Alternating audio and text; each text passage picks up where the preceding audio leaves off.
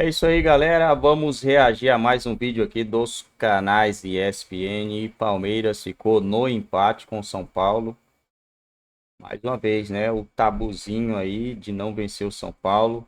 Na verdade, não tá um tabu, né? Porque no Campeonato Brasileiro o Palmeiras colocou aí uma sonora goleada para cima do São Paulo. Só que nesse ano são dois jogos, uma perca de título, mas nos 90 minutos foram dois empates. São Paulo que vinha muito mal das pernas, mas quando enfrenta o Palmeiras, parece que os caras viram um trem, né? O São Paulo vinha nos últimos 5 jogos, eram dois derrotas, dois empates e uma vitória em cima da Inter de Limeira. E mais um empate agora para cima do Palmeiras. Palmeiras que é líder isoladíssimo do campeonato.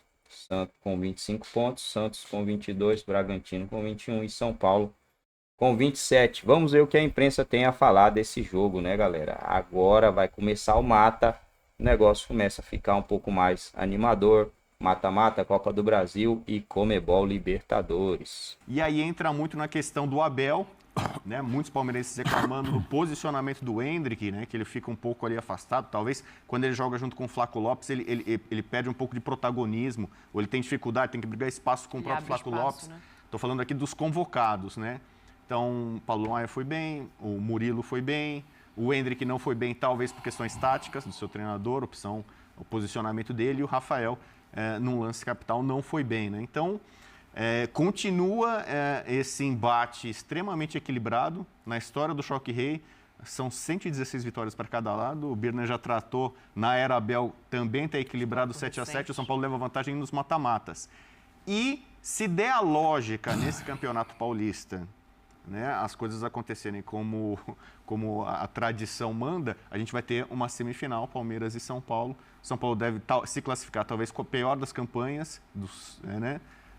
Pelo menos até as semifinais, imagino. O São Paulo tem um confronto duro ainda para se classificar e depois, quem sabe, o Novo Horizontino. Mas a tendência é de São Paulo e Palmeiras se encontrarem daqui a algumas poucas semanas, quem sabe, na semifinal, jogo único com o mando do Palmeiras. Deixa eu trazer uma informação que o Eduardo Afonso manda para a gente aqui agora. Ele está no Morumbi acompanhando as consequências desse jogo, né? Vou até chamar assim, porque a informação do nosso Edu Afonso é a seguinte: confusão no vestiário da arbitragem, a sala de imprensa dando para ouvir barulhos, 3 minutos de gritaria na sala da arbitragem. A Polícia Militar precisou entrar e intervir. Então a gente vai apurar essa situação, saber quem são essas pessoas gritando no vestiário da arbitragem, para trazer aqui para você que está acompanhando o Linha de Passe. Enquanto isso, eu acho que existem 2 pontos para a gente analisar essa partida, né? Um é do viés da arbitragem e o outro é do viés de jogo. Eu já vou entrar nessa questão de arbitragem, a gente está apurando aqui melhor as informações trazidas pelo Edu Afonso, mas eu queria aproveitar um gancho do Rodrigo Bueno em relação ao Endrick,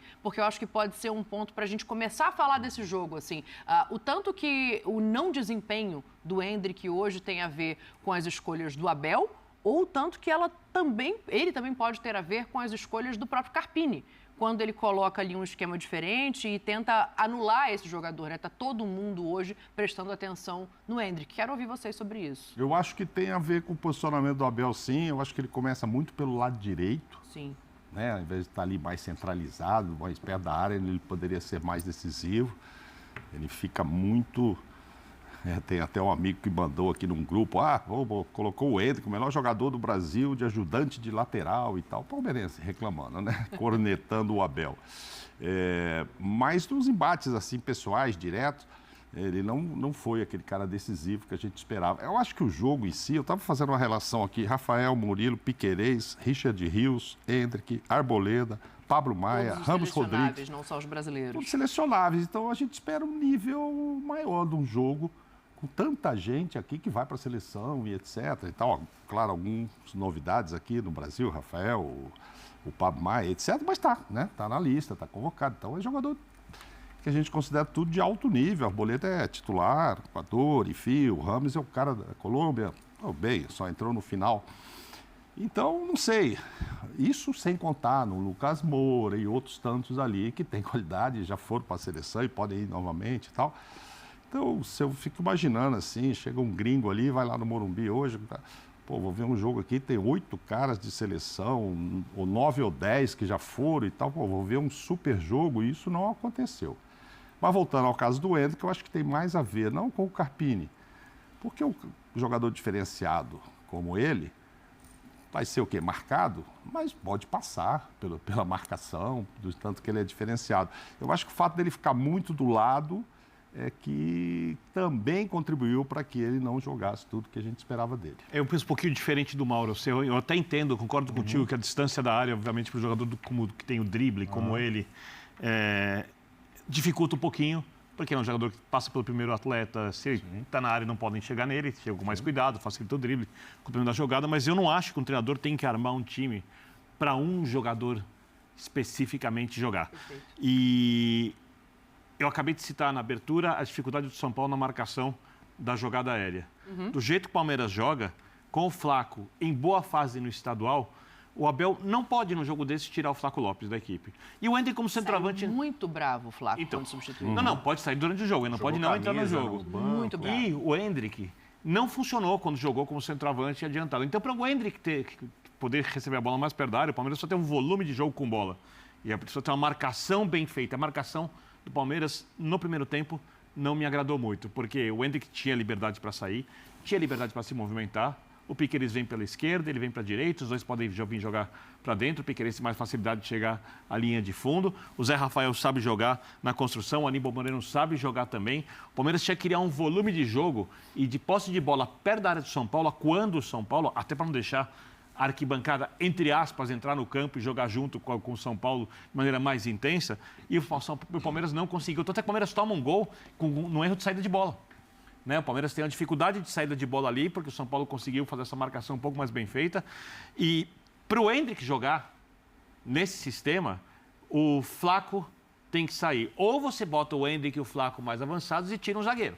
E o Palmeiras não tem funcionado bem assim na marcação. Hoje, Palmeiras... Depois, durante o jogo, ele faz isso, né? Ele tira um volante, não um zagueiro, mas ele tira o Richard Rios e coloca o Lázaro em campo. Já estava amarelado, quase foi expulso o Rios, né? Pela necessidade. Então, não dá para colocar na conta do Abel o fato do Endrick ter jogado um pouquinho mais longe da área. E ele não ganhou os duelos individuais, boa parte deles, então eu não posso olhar para o técnico depois disso e falar, é o técnico. Não, é o Endrick. Eu também não consigo olhar para o técnico, assim, eu acho que as opiniões são diferentes e todas cabem. Aquela história não há verdade absoluta. Não, aquela história de sempre aqui, mas a gente está falando de um treinador que até hoje, no seu período aqui no Brasil, dirigindo o Palmeiras, melhorou diversos jogadores que trabalharam com ele. Se a gente for procurar quem na mão do Abel piorou ou desapareceu, e é um caso desse misterioso, como pode um jogador dessa qualidade não jogar? Ou quem saiu e melhorou. Ou quem foi jogar em outro clube. Argentina. Quem foi jogar em outro clube e explodiu. Seria então um talento não observado por essa comissão técnica? Não vamos encontrar, eu acho. Mesmo que as opiniões sejam todas válidas. Eu acho que, assim, em regra, não vamos encontrar. Até porque quando ele sabe que não vai dar certo, já vai embora antes, né? Verón, Patrick de Paula. E ele já... E é uma amostra de trabalho bem considerável já, para os nossos padrões aqui na América do Sul, não só no Brasil, um período longo, é longo prazo já o trabalho do Abel. Só jogos contra o São Paulo, 22. Isso, então não dá para a gente também ficar assim, peraí, ele não está há tanto tempo, ele está há bastante tempo aqui. Então é um treinador minucioso no seu trabalho com os talentos individuais, mesmo que ele seja um técnico que prefere um time sem tantas figuras, assim, falando do brilho de cada um. A estrela do Palmeiras é ele. A estrela do Palmeiras é o time, é a forma como ele enxerga o futebol. Mas é claro que, em termos de tamanho, um cara que tem as conquistas que ele tem, liderou o Palmeiras a esse período, acaba adquirindo um status gigante. Mas eu estou falando do trabalho dele com cada jogador do Palmeiras, sempre respeitando a forma como ele enxerga o futebol. As pessoas podem concordar ou não com o jeito de jogar, etc. Mas não é disso que eu estou dizendo, não é disso que eu estou falando. Então, assim, quem vê o Endrick treinar todos os dias? Ninguém. Quem conversa com o Endrick todos os dias? Quem sabe do que o Endrick prefere, do que não prefere? Quem tem todas essas informações? É um treinador que está aí há bastante tempo, e tem uma amostra de trabalho que é longa o suficiente, grande, significativa o suficiente para a gente dizer, olha, esse cara sabe o que ele está fazendo. O Endrick não vai jogar bem todo dia. O Endrick já foi até retirado do time do Palmeiras no ano passado, em uma situação em que ele estava claramente com dificuldade para administrar esse estrelato tão precoce. Eu até acho que ele lida muito bem com isso. A cabeça dele é uma cabeça boa para um rapaz dessa idade, com tudo que aconteceu com ele já. Ele vai direto do Palmeiras para a elite da elite, ele vai para o time mais glorioso do futebol. Ele vai para um lugar onde é muito difícil jogar e as coisas precisam acontecer gradualmente. Esse técnico, eu creio, sabe o que está fazendo com ele. E a reclamação que o Mauro recebeu de um amigo, eu não sei quem é, não preciso. Não vem ao caso. Não sei quem é. Não precisa contar. Saber. É típica. Eu posso até fazer aqui o que pode ser visto como uma crítica a um amigo meu, não sei. É típica de quem acha que sabe mais, que tem mais informações a respeito de um jogador específico do que o seu treinador. Não, mas nos últimos 2 jogos, contra Mirassol, contra o Corinthians, ele não precisa sair o fraco. Jogaram os 2. Eu não estou querendo tirar como o Birner falou, o fraco não pode sair. Lógico que não, é o artilheiro. Mas ele não jogou tão na lateral, tão aberto quanto hoje. Eu entendo assim. Mas é um dos times mais fáceis de serem atacados do que São Paulo. Só para eu terminar aqui, já tô me excedendo. Nem no jogo com o Boca, que eliminou o Palmeiras da Libertadores do ano passado, quando o Endrick entra no segundo tempo para jogar pelo lado do campo e ajuda o Palmeiras a melhorar, e isso serviu para as pessoas dizer, tá vendo, se tivesse começado o jogo, o Palmeiras teria vencido e tal, que é uma afirmação impossível. Nem naquele dia eu achei que o Abel merecia críticas. E eu já fiz diversas críticas a ele aqui. Nem em relação àquele momento, naquele jogo, eu achei que o Abel errou na forma de escalar o Palmeiras. Então, assim, nós estamos vendo um treinador que escala seu time há muito tempo já, como se fosse um cara jogando videogame. O Palmeiras obedece ao Abel em campo de maneira quase eletrônica. Sim. E ele erra e acerta como os outros técnicos. Mas eu fico sempre com o pé atrás para dizer, o Abel está usando mal esse jogador, está escalando mal aquele, deveria ter escalado esse e não aquele. Sou sempre reticente em relação a isso. E só que eu sei que o Bubu vai falar disso. Licença a vocês, inclusive ao Rodrigo, eu quero te ouvir, só que tem informação ao vivo pedido espaço aqui no Linha de Passe. A gente vai ao Morumbis agora, porque o Edu Afonso estava apurando esse tempo todo o que aconteceu, quais as reclamações de lado a lado em relação à arbitragem que foi vaiada, Edu, tanto por torcedores são paulinos e palmeirenses, obviamente, que não estavam no estádio, mas também reclamaram muito de Candançan e companhia. Então, amigo, uma boa noite para você. Quero entender essa confusão e ouvir o que você tem para nos contar. Tudo bem? Tudo bem, Dani? Muito boa noite a você, boa noite a todos os componentes da mesa do Linha de Passe, o Fã de Esportes.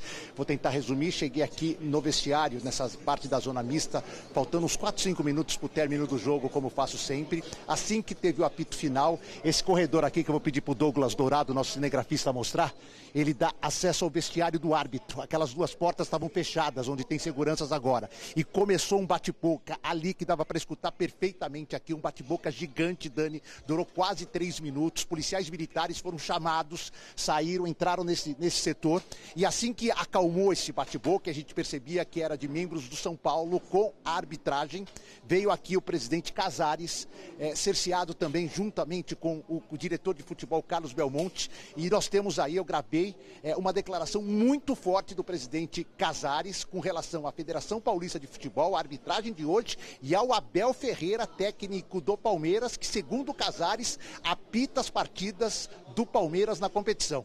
Então, não que eu explique, é melhor a gente ouvir e acompanhar e ver o que disse o presidente do São Paulo, Júlio Casares, reclamando dos pênaltis, o que foi marcado e o que não foi, e principalmente da não expulsão do Richard Rios no lance que originou o gol do São Paulo na entrada do Pablo Maia. Vamos acompanhar o que disse o presidente São Paulino, Júlio Casares. Eu queria estar aqui de novo para falar de arbitragem e VAR. Hoje é um conjunto desastroso. Já teve um pênalti dado ao Santos, com a presença do VAR, quando a Edna não marcou pênalti. Depois teve a expulsão contra o Bragantino do Arboleda, nitidamente que não era lance para expulsão. E hoje foi um absurdo. A Federação Paulista, que nós apoiamos, a Federação Paulista, que faz o melhor campeonato do Brasil, não pode atuar dessa forma. Eu vi agora o auxiliar do árbitro xingando o Caleri. Eu vi o auxiliar do Abel, que acho que é João o nome dele, rindo, ironizando. Chega do Abel apitar jogo no Paulistão. Ou a federação tem força e autonomia, ou nós vamos repudiar, inclusive em todas as instâncias. Hoje foi uma vergonha o que nós vimos no Morumbi. Um pênalti absurdo e depois o VAR chama o árbitro num pênalti legítimo, Luciano, e ele se acovardou. E olha, a agressão ao Pablo, que quase arrebenta o moleque, era para cartão vermelho direto. Mas mesmo assim, ele deu amarelo e o VAR se omitiu. Hoje é um dia triste na memória do futebol paulista. Reitero, o futebol paulista que é forte, que tem uma liderança grande do Reinaldo. Mas não pode acontecer o que aconteceu hoje. O Caleri foi e nós queremos representar contra esse auxiliar do árbitro. Xingou o Caleri e o Caleri estava quieto. Todos protestando e chamando ele, que ele se acovardou quando o VAR chamou. E o lance do Pablo é uma vergonha. Um garoto que foi convocado para a seleção brasileira. Um pênalti absurdo. Um pênalti desse do goleiro, se for assim, ele tem que dar durante jogos 4 ou 5 por jogo. Porque o goleiro sai, a bola é dele. Então eu lamento, não é exaltação, porque a vitória era merecida pelo resultado construído aí do campo. Mas nós lamentamos profundamente a omissão do VAR, a incompetência do árbitro e principalmente a omissão. No lance do Pablo, ele deu amarelo e o VAR não chamou. O que o VAR está fazendo? O que o VAR está fazendo? Ele acha um pênalti contra o Santos. Depois ele acha uma expulsão contra o Arboleda. Aí vem aqui, nós fomos protestar, o auxiliar do Abel, parece que é João o nome dele, veio ironizar. Não se faz futebol assim. Lamentável. E nós vamos reagir. Aqui no Morumbi não vai acontecer mais isso. A culpa é mais do Abel ou do árbitro? De todo o conjunto da obra da arbitragem. Mas o Abel tinha que ter sido expulso. Ele quer apitar o jogo. Ele não expulsou alguém do nosso banco? Quem? De que é a culpa? É o conjunto da obra. Lamentável. O futebol paulista hoje está de luto. É isso aí, galera. O que vocês acharam aí do jogo? Teve mesmo esse negócio aí? O que aconteceu? O Abel apitou o jogo, será? Ou é um choro aí desnecessário, né?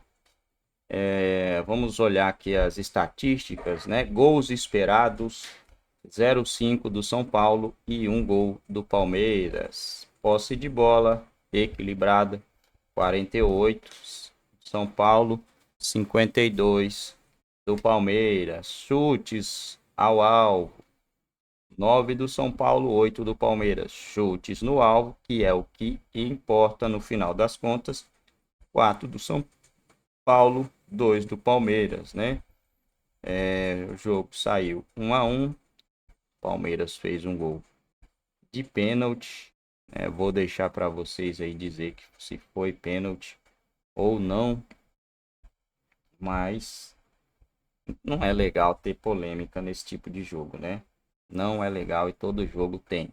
Ou para um lado ou para o outro. Ou um reclama ou outro reclama, né? Eu sinceramente não curto esse tipo de coisa, porque uma hora beneficia um, outra hora beneficia outro, e aí o negócio vai se embolando, né? Não gosto, eu gosto que o futebol seja sem beneficiar ninguém, porque uma hora você pode ser roubado em uma final, em um mata-mata, né? Uma hora você é beneficiado no jogo comum, outra hora você é roubado no jogo mata-mata. Aí o negócio fica mais sério, mais complicado.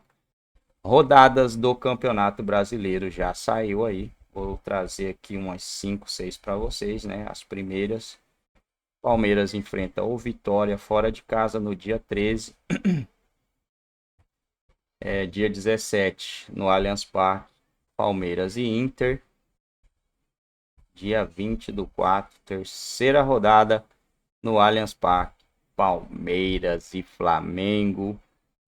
E na quarta rodada, dia 27/4, São Paulo e Palmeiras. Mais uma vez, esses times vão se enfrentar bastante em um curto espaço de tempo, né? Depois vem ali alguns jogos que a gente pode dizer que é um pouco menos pesado. Essas 4 rodadas aqui vai muito dizer para que o Palmeiras veio nesse Campeonato Brasileiro, né? Porque são jogos pesadíssimos aí. E quem pontuar nessas 4 rodadas, 4, 5 primeiras rodadas aí, já vai assumir a ponta do Campeonato Brasileiro, né? Não sei se Palmeiras, se Flamengo, quem que é outro time bom aí, o Inter, né? O Inter tá bom, o Fluminense, o Grêmio, então vai ser embaçado.